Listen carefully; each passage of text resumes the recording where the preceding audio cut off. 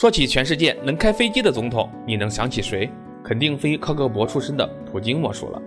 这位总统在西方媒体的眼中毁誉参半，但不可否认的是，长达20年的执政俄罗斯的权力中心，也不得不令人佩服。那这位政治强人是如何从科格勃蜕变为总统的呢？这说来跟一头棕熊还有些关系，所以也有人戏称，根据蝴蝶效应推断，如果没有这头棕熊，就没有如今的俄罗斯。这里我们就要来回顾一下普京、棕熊与俄罗斯的故事。先说下普京。普京大学法律系毕业后，因为对律师的斤斤计较不感冒，小时候的英雄梦促使他加入了科格勃。科普下，科格勃就是前苏联的情报组织，类似于美国的 FBI、以色列的摩萨德。这让他的老师索布恰克有些郁闷，这法律学是白上了。索布恰克在普京整个人生中起到相当重要的影响的人，也算是普京的恩师和伯乐。在苏联解体后，科格勃也解散了。16年科格勃经历的他，此时也就做着一份外事处的平淡工作，如果没有机遇，可能就这样默默无闻下去。不过后来的索布恰克带领普京进入了俄罗斯政界，当时索布恰克是圣彼得堡市的市长，而普京一直跟在他身边，是副市长。再说说俄罗斯当时国内的状况，可以说是内外交困。独立出来之后的领导人叶利钦，当时面对国内经济一片凋零的情况下，选择了美国经济学家杰弗里·萨克斯鼓吹的休克疗法。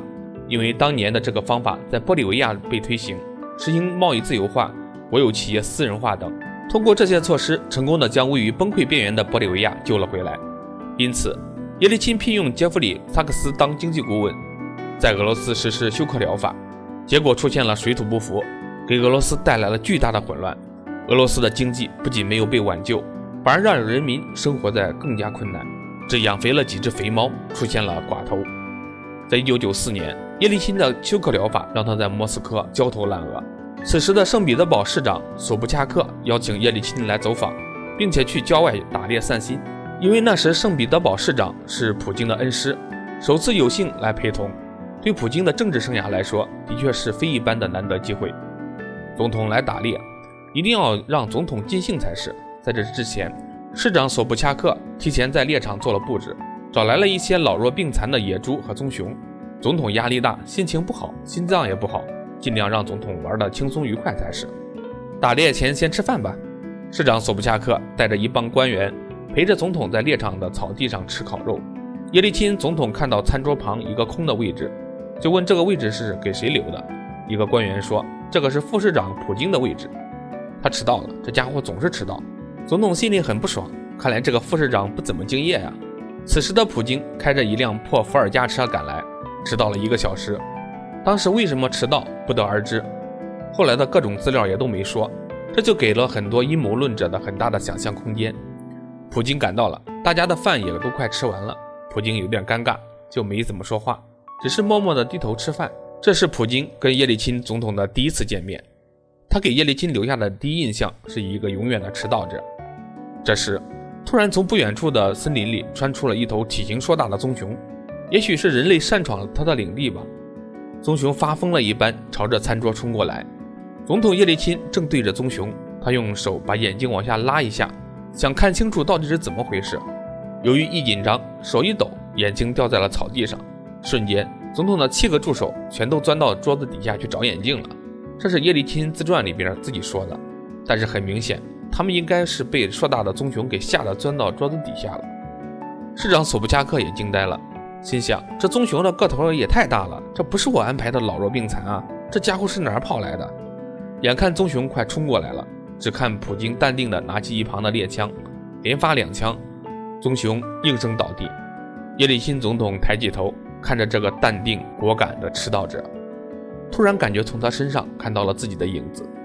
本来因为迟到而难堪的普京立马形象大变，在叶利钦总统的眼里，他从头到脚都闪闪发光了。很快的，来自叶利钦的调令到了，普京去莫斯科工作。不久后，普京被调到总统办公室工作，成为了总统的身边人，之后不断晋升。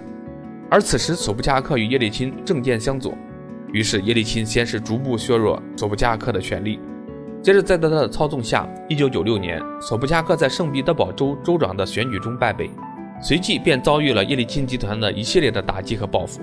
直至受到软禁。此时，普京表现出了一个学生、部下对自己老师和上级的忠诚，他二话不说辞职了，并说了句后来被俄罗斯媒体广泛报道的话：我宁愿因忠诚而被绞死，也不愿意为了偷生而背叛。但辞了职的普京无所事事，对老师也没有任何实质的帮助，而老师也看出了学生的无奈，对普京说：要知道，帮助我最好的办法就是你赶快成功。1996年8月，应以往同僚的邀请，再加上叶利钦本就对普京的强硬做派非常欣赏，当即任命普京为俄罗斯联邦安全委员会秘书。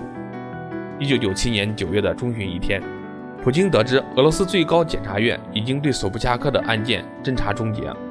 普京知道这意味着什么，此时萌生了一个惊天的大胆计划。他利用在克格勃工作时的私人关系，从芬兰租了一架商务包机，在1997年俄罗斯国庆节深夜，将索布恰克营救出境，并送往法国避难。在做这件事时，普京已经准备好总统叶利钦会以叛国罪判处自己极刑，但他觉得自己必须要当着总统的面把事情说清楚。第二天上午，他就来到叶利钦的办公室，向其汇报了整件事情的经过。总统，我辜负了您的栽培，但是他是我的恩师，我必须这样做。但是很意外，叶利钦却当什么事都没发生，只是告诉普京，还有更重的担子等着你挑呢。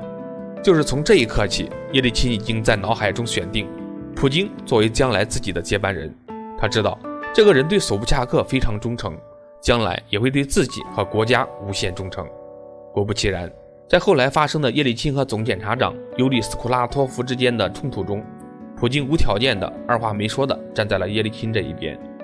1999年12月31日，叶利钦在克里姆林宫将总统权力的象征，一个赫赫有名的核手提箱转给了普京。普京出任俄罗斯代总统，命运就此改写。在上任后，普京做的第一件事就是撤销了对索布恰克的起诉。从此之后，掀起了普京大帝20年的执政生涯。从普京离开克格勃到登上权力的巅峰，有太多的巧合机遇，想想我们自己又何尝不是？总有许多机遇摆在我们面前，思前想后，左顾右盼，最终失之交臂。机遇只会留给那些有准备并且带一点运气的人。没有索布恰克的引导，没有那只熊的出没，没有叶利钦的慧眼，没有普京的果敢与特质，都不可能成就我们眼前的普京，也不可能看到如今强硬的俄罗斯。想象一下，如果把文中的普京换成是你，有可能会是什么样的结果呢？对于普京，您是怎么看呢？欢迎留言评论，下期再见。